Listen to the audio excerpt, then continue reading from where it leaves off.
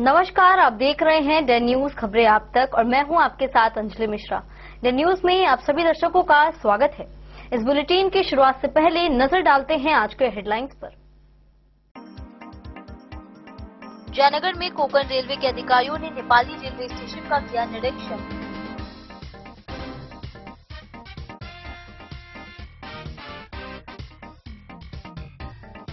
District police ने 24 घंटे के रिमांड पर पूर्व हत्या मामले के मुख्य हत्यारे से की पूछताछ।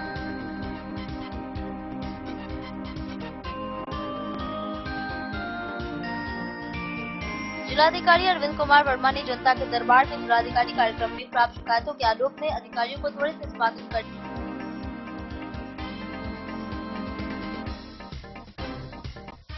समीर कुमार महासेठ ने अपनी टीम के साथ किया सदर अस्पताल का औचक निरीक्षण।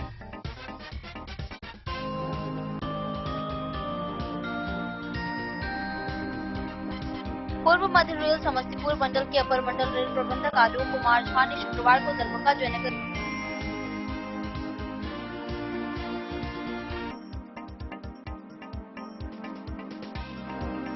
रैगा थाना परिसर में करीब 2518 लीटर देशी विदेशी जुलाई शराब का किया गया विनष्ट।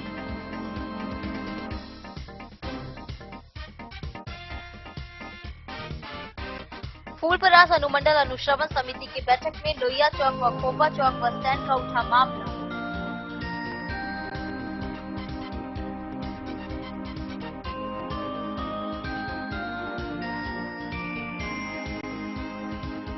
और हरलाखी के मनोहरपुर गांव में 2 महिलाओं के साथ मारपीट व अभद्र व्यवहार के आरोप में 3 लोगों के खिलाफ की गई प्राथमिकी दर्ज।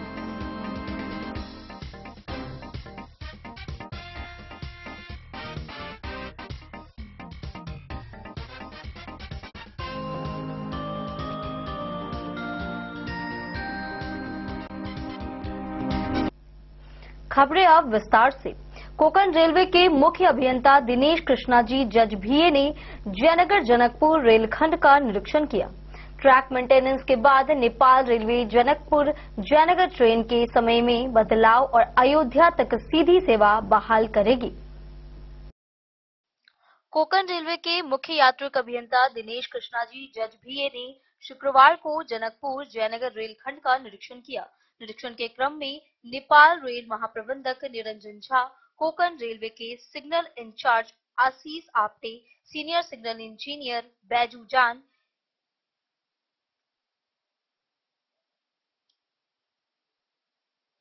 DGM Rajesh S Hammal, Nepali railway station अधीक्षक एसएल मीना समेत अन्य अधिकारी मौजूद थे।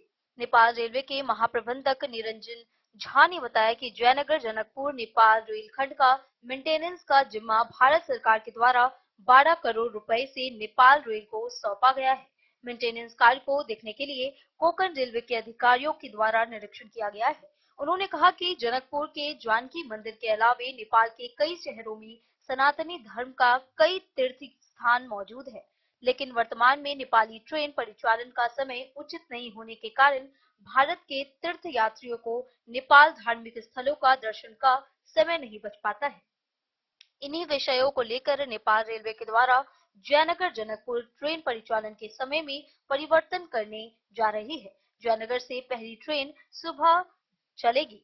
इसको लेकर जल्द ही नेपाल रेलवे द्वारा घोषणा किया जाएगा। एक सवाल के जवाब में महाप्रबंधक ने कहा कि Jaynagar Janakpur Nepal railway track maintenance कार्य चल रहा है। ट्रैक मेंटेनेंस कार्य पूर्ण होने के बाद जनकपुर अयोध्या के बीच सीधी रेल सेवा बहाल किया जाएगा। कोंकण रेलवे के अधिकारियों ने काठमांडू से सड़क मार्ग से जनकपुर पहुंचकर टॉली के माध्यम से जनकपुर जयनगर रेल खंड का निरीक्षण किया।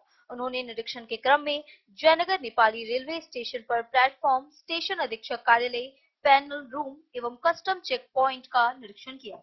आपको बता दें कि जयनगर भाया जनकपुर कुर्था बिजलपुरा नेपाल करीब 46 किलोमीटर रेल खंड ट्रैक मेंटेनेंस कार्य का जिम्मा भारत सरकार द्वारा 12 करोड़ रुपए नेपाल रेलवे को दिया गया है। काफी समय होने के बाद नेपाली रेलवे ट्रैक का मेंटेनेंस कार्य कराया जा रहा है। ट्रैक मेंटेनेंस नहीं होने के कारण ट्रेन नहीं बढ़ाया जा सका एवं कोई नई ट्रेन का परिचालन नहीं हो रहा था।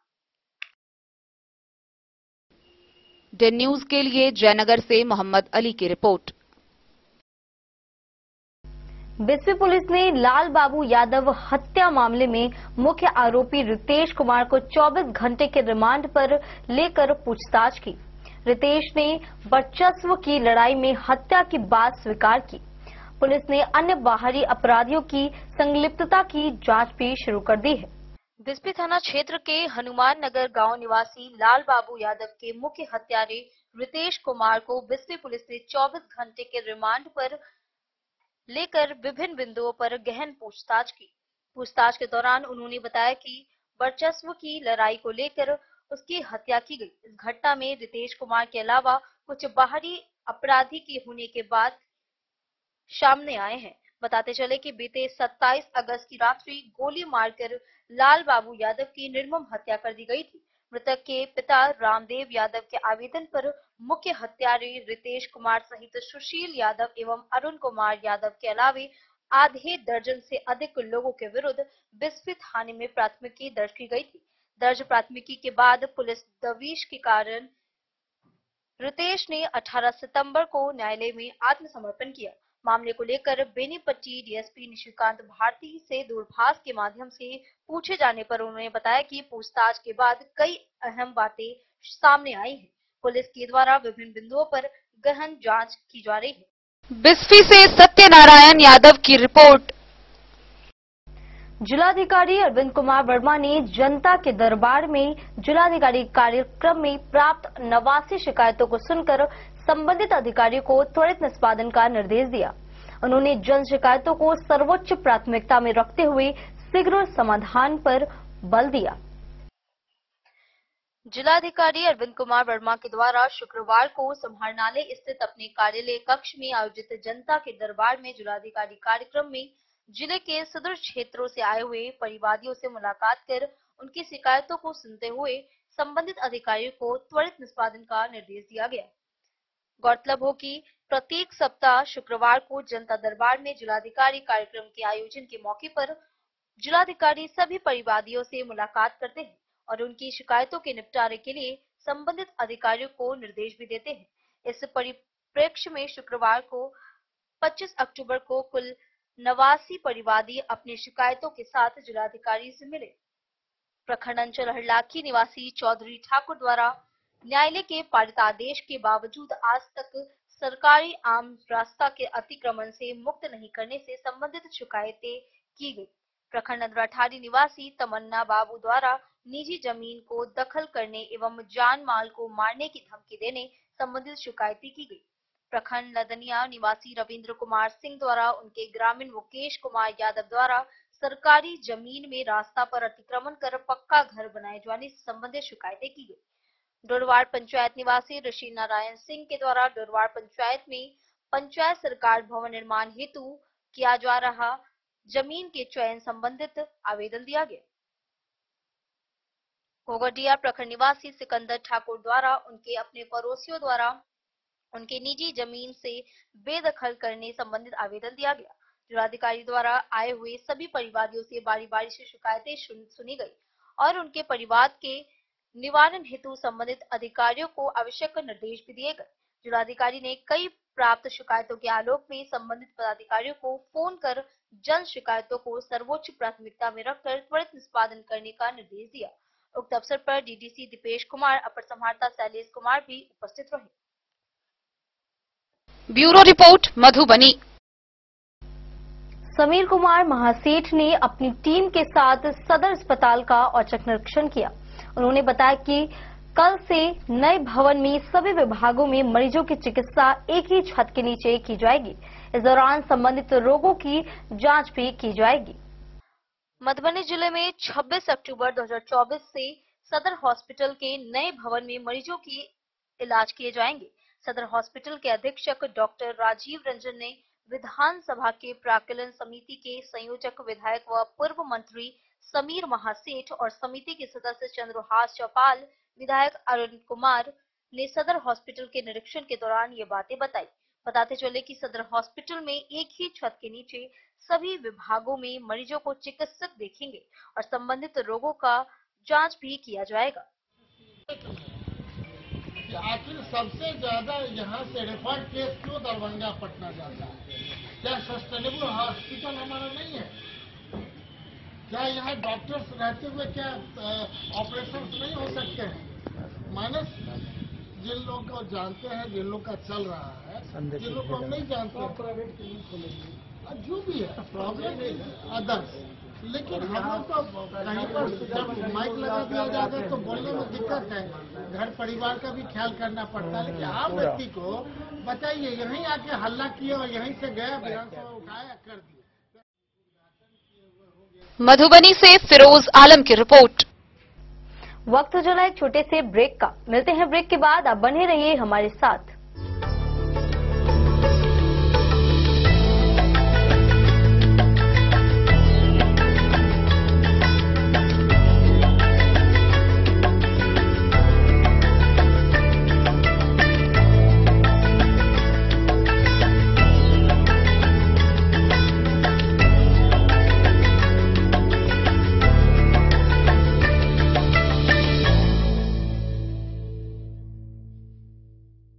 कल्याण ज्वेलर्स, वॉटसन स्कूल से दक्षिण, मधुबनी। लाल बाबू प्रसाद एंड सन्स, संकट चौक, बैंक ऑफ इंडिया के बगल में, मधुबनी। इस शादी सीजन सिर्फ हमारे साथ खरीदे और पाए 100% एक्सचेंज वैल्यू। आप सोने चांदी या हीरे के आभूषणों की तलाश में हैं तो हमारे ज्वेलरी शॉप में मिलेंगे आपको हर तरह के आभूषण बेहद किफायती दामों पर। हर अवसर के लिए आभूषण आपके बजट में। लाल बाबू प्रसाद एंड सन्स, संकट चौक, बैंक ऑफ इंडिया के बगल में, मधुबनी। नए और शानदार स्टॉक के साथ अब हर रिश्ते को करे और भी सुंदर। लाल बाबू प्रसाद एंड सन्स, संकट चौक, बैंक ऑफ इंडिया के बगल में, मधुबनी। हमारे सभी गोल्ड ज्वेलरी शॉप पर HUID है मौजूद।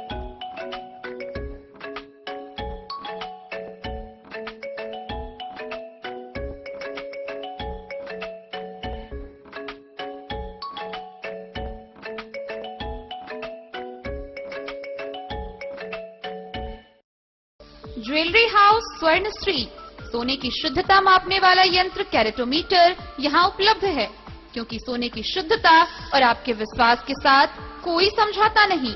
रत्न, सोना व चांदी के हर तरह के आभूषणों के लिए एक बार अवश्य आएं। लाइट वेट व बेहतरीन कारीगरी वाले गहनों का अनूठा संगम। आपका भरोसा ही है हमारी पूंजी। बिना किसी मिलावट व पूरी शुद्धता के साथ हॉलमार्क गहने आपको देना हमारा परम कर्तव्य। तो देर किस बात की, अपने मनपसंद गहनों की खरीदारी के लिए आज ही आए। पता याद रखें, ज्वेलरी हाउस स्वर्ण श्री, बड़ा बाजार, मधुबनी। ट्रेंड के इस जमाने में क्या आप भी चाहते हैं स्टाइलिश और फैशनेबल कपड़े? क्या आप अपने लुक को अपग्रेड करना चाहते हैं? अगर हाँ, तो आज ही आए Bombay fashion readymade sari showroom. हमारे पास पुरुषों, महिलाओं और बच्चों के लिए है नए से नए फैशन ट्रेंड में कपड़े और एक्सेसरीज का लार्ज कलेक्शन। आपके बजट और हर अवसर के लिए खास। चाहे काम के लिए हो नए आउटफिट की तलाश, या पार्टी के लिए ड्रेस, या किसी खास अवसर के लिए सूट, सलवार और साड़ी, हमारे पास है हर एक ब्रांड। क्रिम्सन क्लब, मुफ्ती, टर्टल और किलर के SIS स्टोर्स। इसके अलावा रेमंड, स्पार्की, जॉकी, लक्ष्मीपति, मान्यवर, ब्लैकबेरी, नवाब पार्कर जैसे बड़े ब्रांड।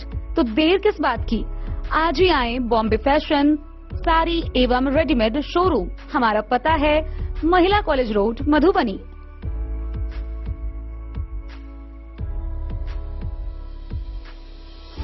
अगर है आपको सोने चांदी या हीरे के आभूषणों की तलाश, तो आज ही आए लाल बाबू ज्वेलर्स, महिला कॉलेज रोड, मधुबनी। मिथिलांचल में 100 वर्ष से अधिक की विरासत और आपकी सेवा में हर आभूषण पर हॉलमार्क उपलब्ध है। हर अवसर के लिए आभूषण, शादी हो, पार्टी हो, त्योहार हो, आपके बजट में और आपके डिजाइन के अनुसार। तो आज ही हमारी ज्वेलरी शॉप पर आएं और अपने और अपने प्रियजनों के लिए खरीदे खूबसूरत आभूषण।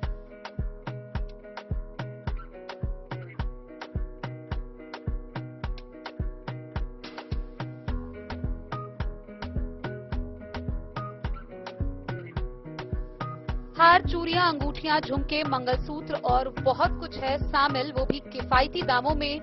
मधुबनी में सबसे कम मेकिंग चार्ज पर लाल बाबू ज्वेलर्स, महिला college road, Madhubani.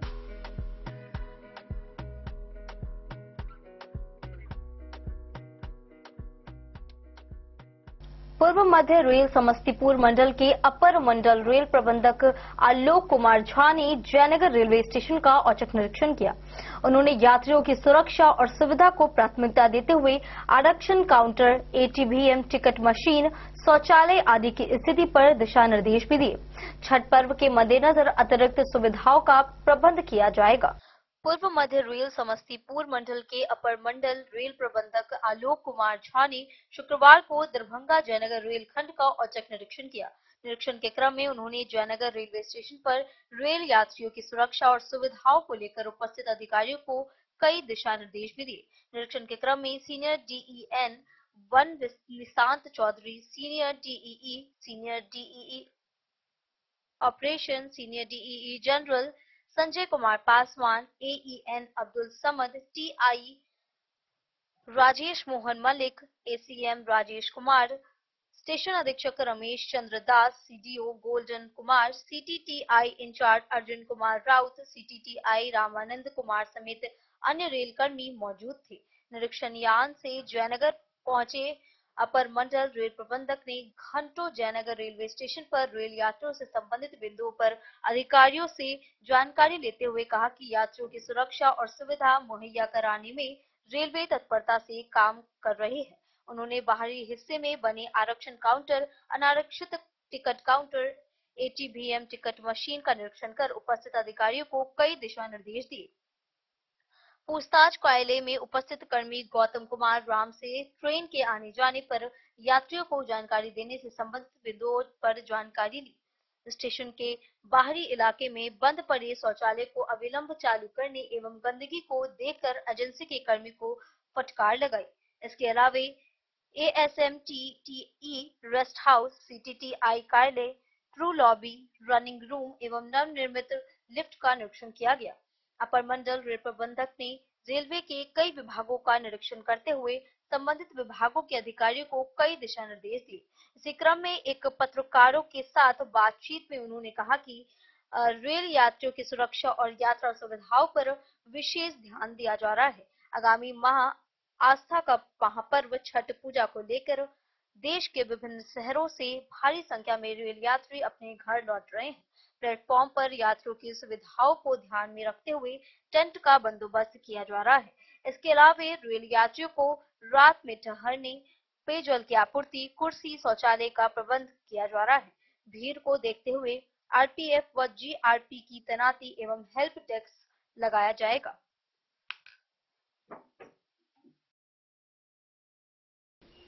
Day news के लिए जयनगर से मोहम्मद अली की रिपोर्ट। रैका थाना परिसर में 2500 लीटर से अधिक देशी, विदेशी और चुलाई शराब का विनष्टीकरण किया गया। CO अभय कुमार के नेतृत्व में शराब की बोतलें JCB से गड्ढे में फोड़कर मिट्टी से ढकी गई। मौके पर थाना पुलिस टीम मौजूद थी।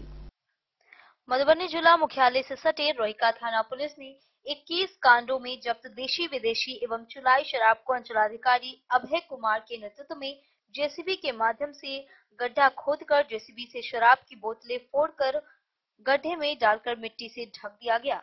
इस तरह रैका थाना परिसर में शराब का विनष्ट किया गया। बताते चले कि रैका थाना में अलग अलग 21 कांडों में जब्त देशी, विदेशी, देशी चुलाई शराब कुल मात्रा करीब 2518 लीटर शराब को CO रैका के समक्ष विनष्ट किया गया।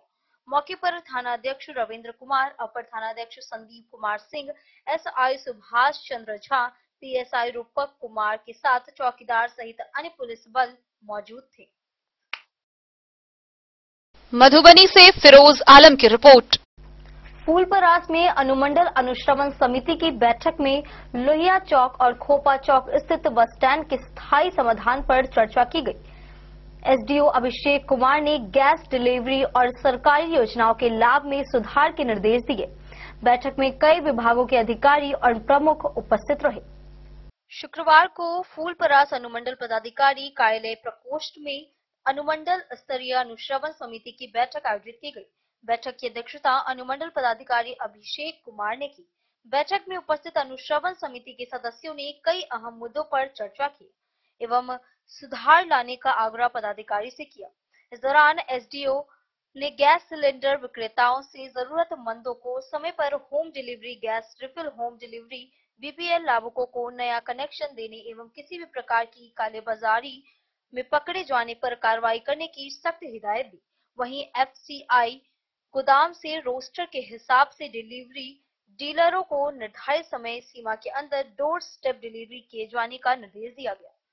इसके अलावा किसी भी लाभुकों को कम अनाज देने पर पीडीएस विक्रेता पर कार्रवाई की जाने की चेतावनी दी गई। स्वास्थ्य विभाग, बिजली विभाग, शिक्षा विभाग, कृषि विभाग सहित कई विभाग को सरकार द्वारा निर्धारित मापदंड के तहत जरूरतमंदों को सरकारी योजना का लाभ दिए जाने का भी निर्देश संबंधित अधिकारियों को दिया गया।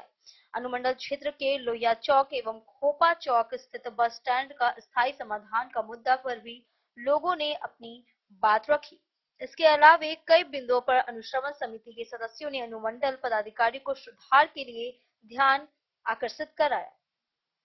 इस दौरान फूलपरास प्रखंड प्रमुख राम पुकार यादव, घोघडिया प्रखंड प्रमुख शर्मिला देवी, लौकही प्रखंड प्रमुख डीएन सिंह, जिला पार्षद योगेंद्र यादव, बबीता देवी एवं कई सदस्य उपस्थित रहे। द न्यूज के लिए फुलपरास से रुपेश कुमार की रिपोर्ट। हरलाकी थाना क्षेत्र के मनोहरपुर गांव की सुनैना देवी ने मारपीट और अभद्र व्यवहार के आरोप में 3 लोगों के खिलाफ प्राथमिकी दर्ज कराई है। पुलिस मामले की जांच कर रही है। साथ ही थानाध्यक्ष जितेंद्र सहनी ने ये जानकारी दी है। हरलाकी थाना क्षेत्र के मनोहरपुर गांव निवासी सुनैना देवी ने मारपीट व अभद्र व्यवहार के आरोप में गांव के ही 3 लोगों के विरुद्ध प्राथमिकी दर्ज कराई है। प्राथमिकी में आरोप है कि ग्रामीण अमरनाथ यादव, धर्मेंद्र दास व संतोष मंडल तीनों एक साथ जाति सूचक गाली देते हुए धमकी दिया कि तुमको गांव में नहीं रहने देंगे। विगत 20 अक्टूबर की देर शाम अमरनाथ यादव घर आकर मुझे और मेरी दियादनी निर्मला देवी के साथ मारपीट व अभद्र व्यवहार किया। थानाध्यक्ष जितेंद्र सहनी ने कहा कि पुलिस मामले के अनुसंधान कर रही है। हरलाखी से संजय राउत की रिपोर्ट। रैका थाना पुलिस ने गुप्त सूचना पर ग्राम सप्ता में छापेमारी कर शराब खरीद फरोख्त में संलिप्त 2 सहोदर भाइयों को 30 लीटर विदेशी और देशी शराब के साथ गिरफ्तार किया है। दोनों पर निषेध अधिनियम के तहत मामला दर्ज कर न्यायिक हिरासत में भेज दिया। जिला मुख्यालय से सटे रैका थाना पुलिस को गुप्त सूचना मिली कि ग्राम सप्ता में योगेंद्र महतो के पुत्र प्रदीप महतो व रंजीत महतो घर में शराब खरीद बिक्री का कार्य करता है। सूचना के सत्यापन करने हेतु बताए जगह पर रैका थाना पुलिस पहुंची तो शराब कारोबारी पुलिस को देखते ही भागने लगा। पुलिस ने पहले से ही घेराबंदी कर रखी थी। जैसे ही भागने का प्रयास किया कि पुलिस बल के द्वारा भाग रहे दोनों कारोबारी को पकड़ लिया गया। साथ ही 30 लीटर विदेशी व देशी चुलाई शराब बरामद किया गया। रैका थाना अध्यक्ष रविंद्र कुमार ने जानकारी देते हुए बताया कि 30 लीटर शराब के साथ 2 सहोदर भाई को ग्राम सप्ताह से गिरफ्तार कर लिया गया है। गिरफ्तार दोनों व्यक्तियों के विरुद्ध उत्पाद मद निषेध अधिनियम के अंतर्गत प्राथमिकी दर्ज कर दोनों कारोबारी को न्यायिक हिरासत में लेने हेतु व्यवहार न्यायालय मधुबनी भेज दिया गया है। मधुबनी से फिरोज आलम की रिपोर्ट। वक्त हो चला एक छोटे से ब्रेक का। मिलते हैं ब्रेक के बाद। आप बने रहिए हमारे साथ।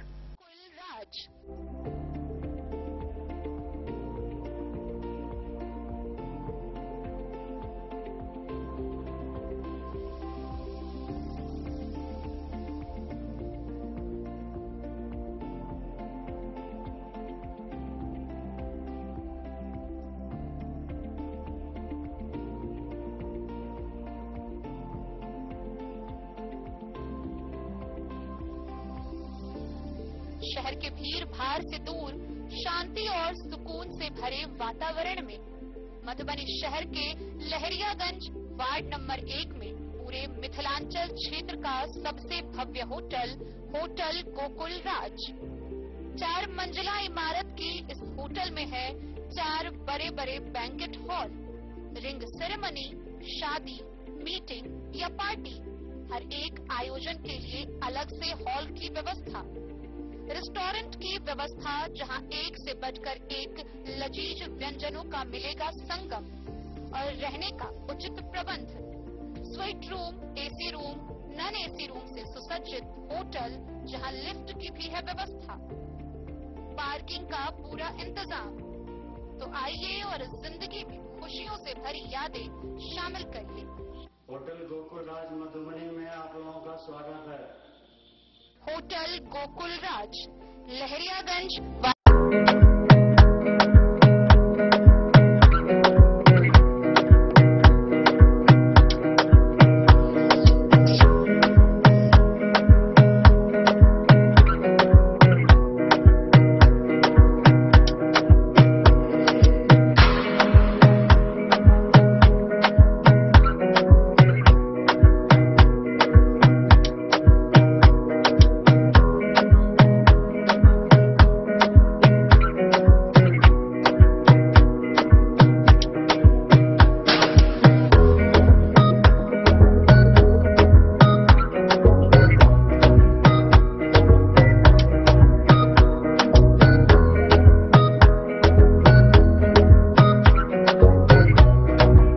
महादेव सा अमरनाथ प्रसाद ज्वेलर्स, गांधी चौक, राजनगर बाजार, मधुबनी।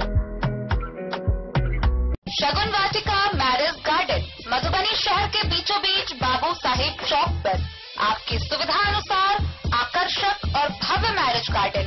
शगुन वाटिका विवाह भवन, रिंग सेरेमनी हो या हो शादी, छोटा बड़ा पारिवारिक समारोह हो या हो कोई उत्सव या पार्टी, शगुन वाटिका मैरिज गार्डन दे रहा है आपको सबसे बेहतरीन सेवा। बुकिंग के लिए संपर्क करें गणपति टेंट हाउस, पुराना LIC कैंपस, खादी भंडार, मधुबनी। संपर्क सूत्र 7903625254। विवेकानंद मिशन विद्यापीठ, शिक्षा के क्षेत्र में एक नया आयाम, अब छोटे बच्चों के लिए भी आधुनिक सुविधाओं के साथ उपलब्ध। विवेकानंद मिशन विद्यापीठ जूनियर, जहां क्लास प्री नर्सरी से 5th स्टैंडर्ड तक के बच्चों का एडमिशन प्रारंभ है। अगर आप भी चाहते हैं अपने बच्चों का शिक्षा के क्षेत्र में बेहतर विकास, तो विवेकानंद मिशन विद्यापीठ जूनियर है आपके लिए तैयार।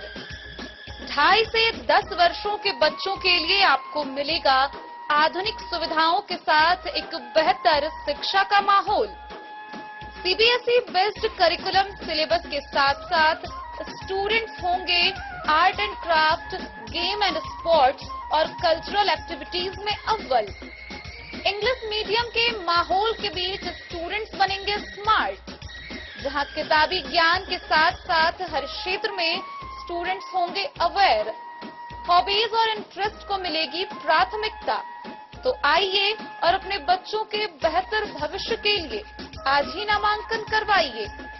विवेकानंद मिशन विद्यापीठ जूनियर, हमारा पता है तिरहुत कॉलोनी, नगर परिषद, main road, ward number 21, Madhubani.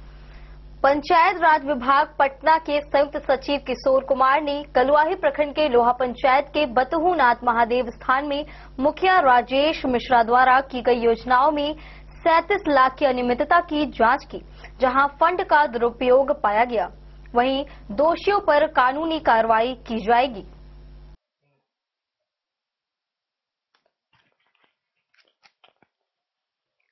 Kaluahi प्रखंड के पंचायत लोहा के बतहूनाथ महादेव स्थान में मुखिया राजेश मिश्रा द्वारा की गई योजना में अनियमितता की जांच के लिए पंचायत राज विभाग पटना संयुक्त सचिव किशोर कुमार एवं उनकी टीम ने आकर जांच की।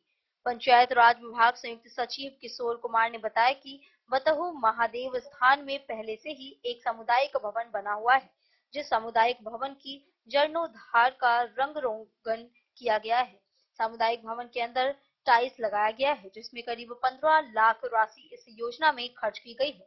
उसी स्थान परिसर में करीब 20 लाख की योजना, जिसमें स्थान में PCC ढलाई एवं लोगों के लिए पानी के लिए नल लगाया गया है।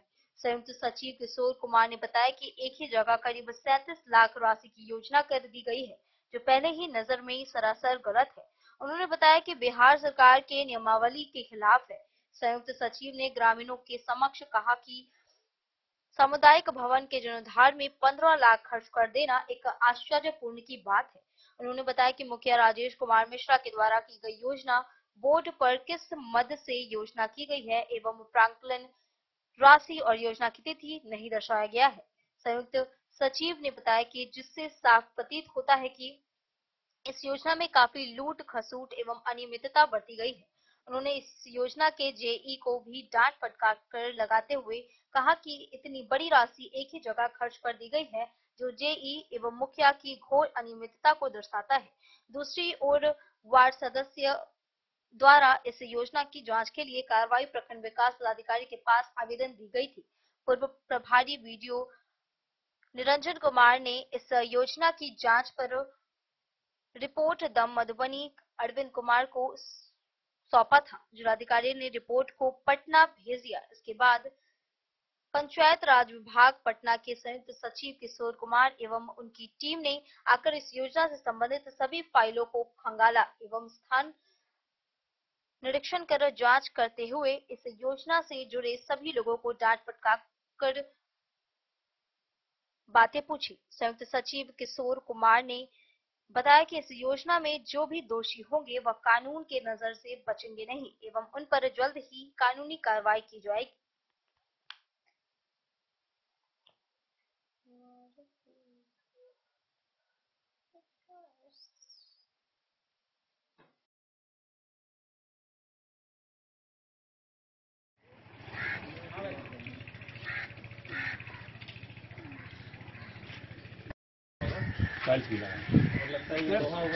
ईटा था सर, छत का ढलाई नहीं हुआ, उसमें कुछ नहीं था, नहीं हुआ।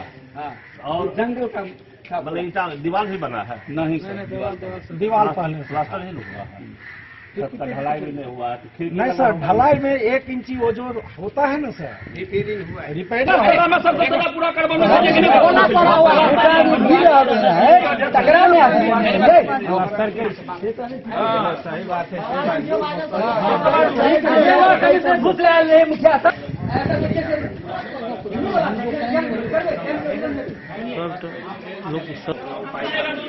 शौचालय जब इसमें है बना हुआ तो अलग यूनिट का बनाना चाहिए कि नहीं? इसके लिपा पोती करने के लिए कि सौंदर्यीकरण? जैसे ये आरसीसी वर्क हुआ सर, तो सोखता का भी इसी में दे दिया। चलो बढ़िया से इसको देख के बताना।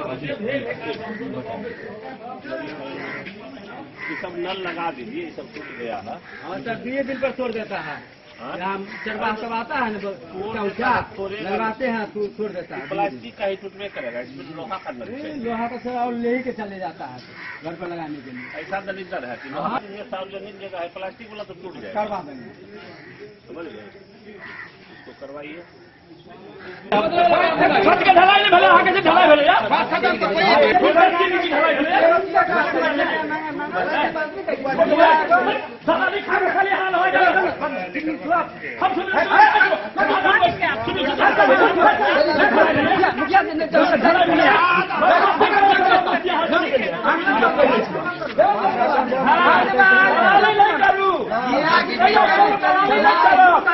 दलाली में क्या 5 दिन पहले नहीं दलाली।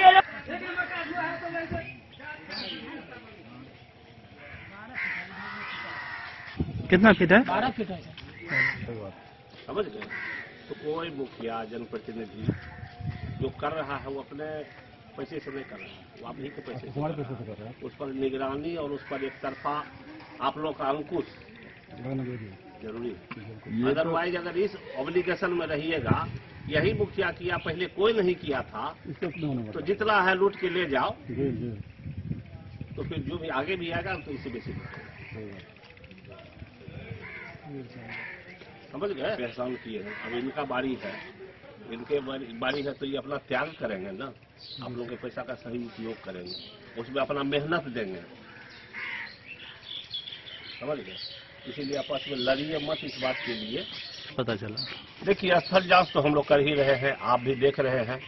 अब इसमें रिकॉर्ड देखेंगे, इसमें काफी काम किया हुआ है। पंचायत सामुदायिक भवन का जीर्णोद्धार हुआ है, बहुत अच्छे से ये बनाया भी गया है, ढलाई भी हुआ है, सब कुछ है। जब तक इसको हम लोग बारीकी से नहीं देखेंगे कि कितना पैसा था, कितनी राशि थी और क्या काम हुआ है, तो उसमें अब क्या हम बतावें। योजना का बोर्ड देखने से क्या पता चलता है? योजना के बोर्ड से क्या पता चलता है, उसमें कुछ कमी है, जैसे उसमें प्राकृतिक राशि नहीं लिखा हुआ है, या उसमें योजना प्रारंभ की थी और ये सब नहीं है, तो उसके लिए हम लोग निर्देश दिए हैं कि अब जब योजना का बोर्ड लगे, योजना हो, तो ये सब चीज आवश्यक रूप से होना चाहिए उसमें, क्योंकि ये पारदर्शिता को दिखाता है। राशि नहीं लिखना या योजना की तिथि नहीं लिखना, योजना का मद नहीं लिखना, ये सब जो है सही चीज नहीं है। ये प्रावधान में है, प्रावधानित है कि अगर बोर्ड अगर बनेगा तो उसमें ये सब विवरणी होनी चाहिए।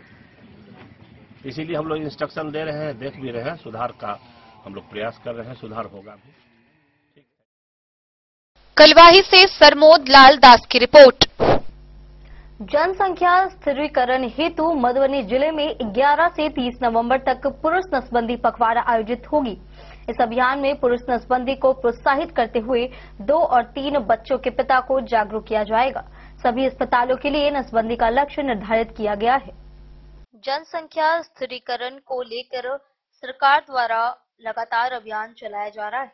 इसके लिए समय समय पर परिवार नियोजन पखवाड़ा का आयोजन करके महिला बांध्यकरण और पुरुष नसबंदी पर बल दिया जाता है, जिसमें महिलाओं की सहभागिता पुरुषों से अधिक देखी जा रही है।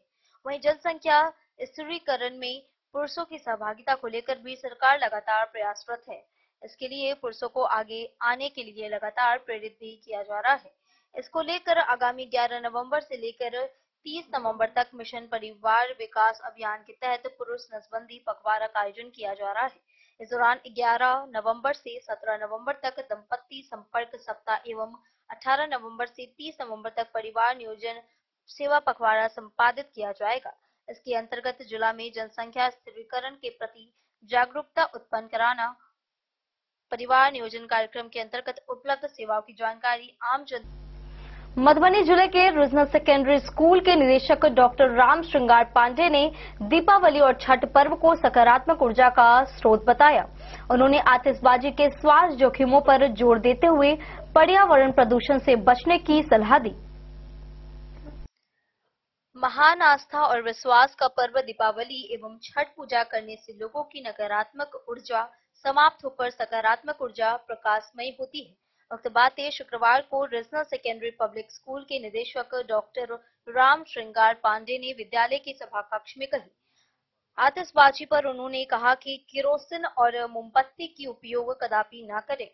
इससे विभिन्न प्रकार के प्रदूषित हवा फैलती है, जिससे आम लोगों को सांस लेने में कठिनाई, जिस कारण लोग कठिन रोग जैसे अस्थमा, यक्ष्मा रोग आदि से पीड़ित हो जाते हैं।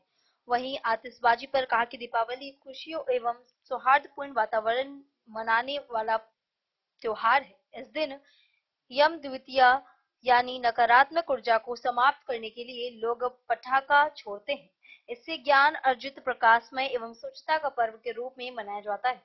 लोग मां लक्ष्मी की आवाहन करते हैं, जिससे लक्ष्मी जी विराजमान होती है। वहीं वैज्ञानिक दृष्टिकोण से आतिशबाजी करना बहुत ही खराब है। आस्था और विश्वास का महान पर्व छठ का विस्तार पूर्वक चर्चा किया गया। छठ पर्व खासकर किसानों का पर्व है। इस पूजा में लोग उगते सूरज और आस्था चलगामी सूर्य यानी डूबते सूर्य का भी पूजा करते हैं और हमारे मिथिलांचल में हर्षोल्लास के संग से यह पर्व मनाया जाता है। के लिए जो प्रयोग में आने वाले सामान हैं उसका उपयोग किया जाता है। छठ के साथ एक और भी बात जुड़ी हुई है कि संपूर्ण विश्व तो उगते हुए सूर्य की पूजा करते हैं, मतलब जहाँ समृद्ध है, जहाँ सामर्थ्य है, उसकी पूजा तो सब जगह होती है। यह हमारे यहाँ भारतीय वाङ्मय में यह एक प्रथा है कि अस्ताचलगामी सूर्य की भी आराधना की जाती है और इसका इम्प्लाइड मीनिंग अभी समसामयिक तौर पर अगर देखा जाए तो हम मान सकते हैं कि इसके जरिए लोगों को यह सोचने समझने के लिए उत्प्रेरित करना हुआ कि वह समाज के जो कम आय वर्ग के लोग हैं, जो गरीब लोग हैं, जिनकी आर्थिक स्थिति अच्छी नहीं। दीपावली हम लोग ऐश्वर्य धन और सुख समृद्धि के लिए पूजा करते हैं और छठ पूजा भी महापर्व है। दीपावली छठ की सभी बिहार वासियों भारतवासियों को हार्दिक शुभकामनाएं। दीपावली में आतिशबाजी हिसाब से करना चाहिए। ज्यादा आतिशबाजी से प्रदूषण होता है, वायु प्रदूषण, ध्वनि प्रदूषण, और किसी की आंख में लग सकता है, कोई घायल हो सकता है। इसीलिए आतिशबाजी कम से कम या नहीं ही करें और किसी भी तरह से अपना आगे की उन्नति की सोचें। एक्चुअली दीपावली में को उल्लास के पर्व के रूप में लोग मनाते हैं, जिसमें जो कुरीतियां हैं वो निगेटिव। मधुबनी से फिरोज आलम की रिपोर्ट। दीपावली पर पटाखों से आंखों की सुरक्षा पर जोर देते हुए सदर अस्पताल की नेत्र रोग विशेषज्ञ डॉक्टर आकांक्षा कुमारी ने सावधानियों की सलाह दी। उन्होंने कहा कि पटाखे जलाते समय आंखों पर ग्लास पहने, आंखों को बार बार धोएं और चोट लगने पर डॉक्टर से तुरंत संपर्क करें ताकि दृष्टि को सुरक्षित रखा जा सके। दीपावली आने को कुछ ही दिन शेष है। इसको लेकर अधिकांश घरों में तैयारियां जोर शोर से चल रही है। इस दिन हर घर में रोशनी ही रोशनी दिखाई पड़ती है, लेकिन इस त्योहार को मनाने का तरीका अगर गलत साबित हो गया तो आंखों की रोशनी भी हमेशा के लिए जा सकती है। उक्त बातें सदर अस्पताल के नेत्र रोग विशेषज्ञ डॉक्टर आकांक्षा कुमारी ने कही। डॉक्टर आकांक्षा ने कहा कि दीपावली में पटाखे जलाते समय विशेष तौर पर अपनी आंखों का ख्याल रखना चाहिए। पर्व की खुशी में कोई परेशानी उत्पन्न न हो, इसके लिए पटाखे जलाते वक्त कुछ बातें बताई। पटाखे जलाते समय आंखों को सुरक्षित रखें और आंखों पर ग्लास जरूर पहनें ताकि इससे निकलने वाला धुआं या चिंगारी आंखों को प्रभावित न कर सके। समय समय पर आंखों को जरूर धोएं, क्योंकि दीपावली के समय सभी जगह बम पटाखों का माहौल होता है और धुएं से पूरा वातावरण दूषित हो जाता है। यह आंखों को नुकसान पहुंचाता है। नेत्र सर्जन डॉक्टर आकांक्षा ने बताया कि अगर पटाखा जलाते समय आंखों में चोट लग जाए तो चोटिल भाग को न छेड़े और आंखों को न मले। अपने आप कोई उपचार न करे, न ही किसी भी आंख की चोट को मामूली न समझे, क्योंकि छोटी सी चोट भी हमेशा के लिए आंखों की दृष्टि को हानि पहुंचा सकती है। अगर आंखों से खून निकल रहा हो, दर्द हो या फिर साफ दिखाई न दे तो आंखों को ढक ले और तुरंत विशेषज्ञ डॉक्टर के पास जाएं। मधुबनी से फिरोज आलम की रिपोर्ट। आज के इस बुलेटिन में फिलहाल इतना ही। कल फिर हाजिर होंगे नए खबरों के साथ। तब तक दीजिए पूरी टीम को इजाजत और मधुबनी के छोटे बड़े खबरों को देखने के लिए देखते रहिए 10 न्यूज। नमस्कार।